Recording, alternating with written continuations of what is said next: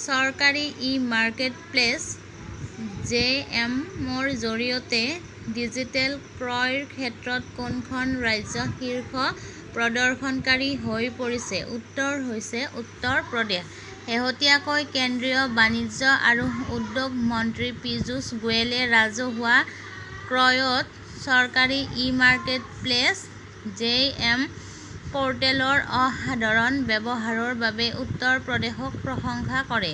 কেৱল 2024-25 বিত্তীয় বৰ্ষত উত্তৰ প্ৰদেশে 5.43 লাখ কোটি টকাৰ 72 লাখৰো অধিক ক্ৰয় অৰ্ডাৰ সম্পূৰ্ণ কৰে।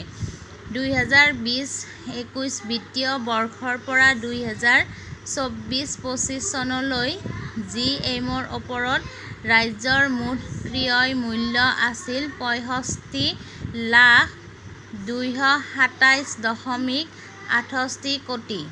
স্বচ্ছতা আৰু প্ৰতিযোগিতামূলক নিশ্চিত কৰিবলৈ কেন্দ্ৰীয় আৰু ৰাজ্য চৰকাৰী সংস্থাসমূহে সামগ্ৰী আৰু সেৱা ক্ৰয়ৰ বাবে চৰকাৰী ই-মাৰ্কেটপ্লেচ (জেএম) হৈছে এক অনলাইন প'ৰ্টেল।